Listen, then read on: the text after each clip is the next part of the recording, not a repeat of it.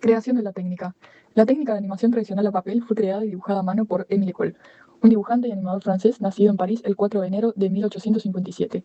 Fue un caricaturista y animador francés reconocido como el padre del dibujo animado.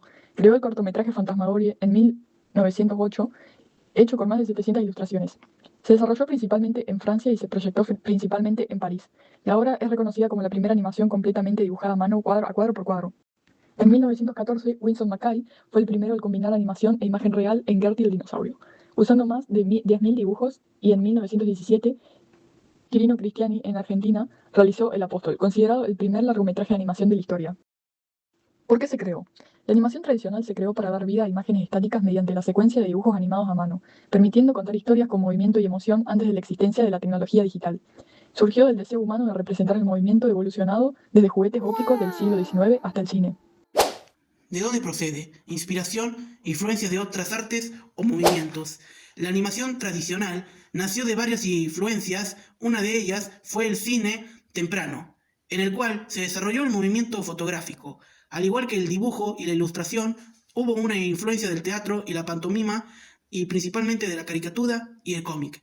Está basada en el concepto científico de la persistencia de la visión. El ojo percibe continuidad entre imágenes. Inspiraciones de cine animado: Trauma Tropo, 1824, Fernas Kisi Copio, 1833, Zotropo, 1834, Prenas Kisi Copio, 1877, Teatre Optique, 1892.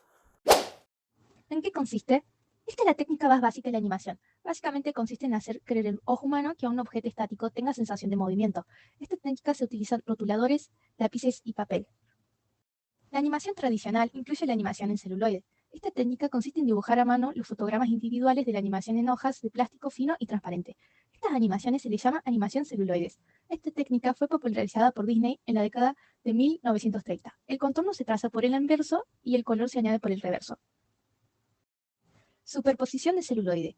Transformó la forma de crear las películas animadas a mediados del siglo XX. Los personajes se dibujan a mano en hojas de plástico y se colocan sobre un fondo hecho previamente. Estas hojas de celuloide animadas se llaman superposiciones, porque se colocan encima del fondo y permite que los personajes cambien de posición y de expresión. La animación limitada. Es una técnica de animación que simplifica los movimientos pero de manera más eficiente. Los equipos que utilizan las técnicas de animación limitada reutilizan los fotogramas existentes y solo crean celuloides animados nuevos cuando es necesario. Esto ayuda a ahorrar tiempo y recursos. Consiste en introducir varios niveles o planos, de tal forma que en cada uno de ellos puede haber distintos personajes y objetos. Al filmarlos desde arriba se crea una sensación de profundidad. Un bucle de animación. Es una animación que se repite. Es una secuencia de animación relativamente breve y sencilla que se reproduce de forma continua. Los primeros bucles de animación dejan data de principios del siglo XX. Cámara multiplano. Creada por Disney a finales de la década de 1930, esto revolucionó el proceso de animación. La xerografía se lanzó en 1938. Trata de un nuevo método de copiar texto y gráficos a papel. La posibilidad de escanear los dibujos directamente en las hojas de celuloides permitió a los animadores ahorrar mucho tiempo y dinero. La rotoscopía, técnica que los animadores utilizaron para aportar un movimiento realista a los personajes. Dibujan tomando como base el metraje de acción real, fotograma a fotograma. Esto se desarrolló en principios del siglo XX, pero se llevó a la gran pantalla con la película Blancanieves en 1937. Disney filmó a los actores en movimiento y dibujó a los personajes de la película por encima de este metraje. En este proceso, primero los guionistas y dibujantes crean la historia y los dibujos clave, luego los animadores desarrollan el movimiento dibujado a mano, muchas veces usando una mesa de luz. Después se realiza una prueba fotografiando los dibujos para ver cómo se reproducen. A continuación, los dibujos se calcan y entintan en láminas de plástico llamadas celdas. Los fondos se pintan por separado, generalmente con acuarela. Luego, se colocan las celdas una por una sobre los fondos y se fotografían en secuencia para crear la animación final. Finalmente, el departamento de sonido se encarga de sincronizar el audio con la imagen. Así, paso a paso, se construye la animación tradicional que dio origen a muchas de las películas clásicas que conocemos hoy. Ventajas y desventajas. La animación tradicional a papel destaca por su estética orgánica y única, donde cada fotograma es un dibujo manual que aporta un toque personal e irrepetible, permitiendo desafiar las leyes de la física con mayor libertad, creatividad y flexibilidad. Sin embargo, presenta desventajas significativas al ser un proceso extremadamente laborioso, ya que requiere dibujar manualmente hasta 24 fotogramas por segundo de animación, a lo que eleva considerablemente los costos de producción y el tiempo necesario.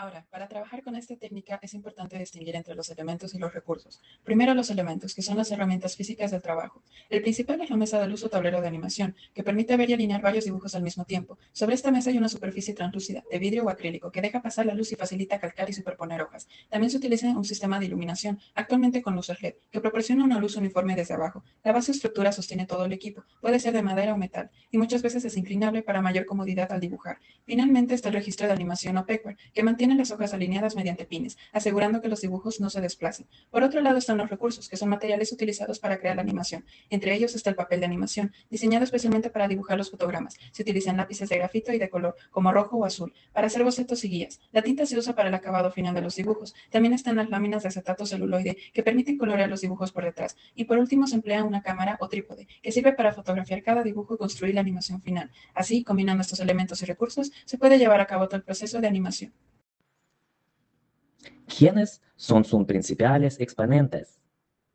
La animación tradicional empezó como una forma de arte, pero después se convirtió en una industria.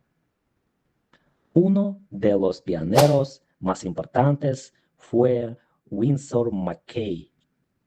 En 1914 creó Gertie the Dinosaur, una obra muy innovadora porque mostraba la ilusión de vida en un personaje animado. Sin embargo, su técnica era muy lenta para la producción comercial. Raúl Barré fundó uno de los primeros estudios de animación y que creó sistemas para organizar los dibujos. John Bray mejoró la producción usando fondos repetidos y trabajo en serie. Junto con Earl Hurt, desarrolló el uso del celuloide, que permitió separar los personajes del fondo. Max Fleischer inventó el rotoscopio, una técnica que permite copiar movimientos reales para hacer animaciones más realistas. También creó el personaje Coco the Clown. En los años 20, la animación empezó a enfocarse en los personajes. Otto Messmer creó a Felix the Cat, uno de los primeros personajes con personalidad definida.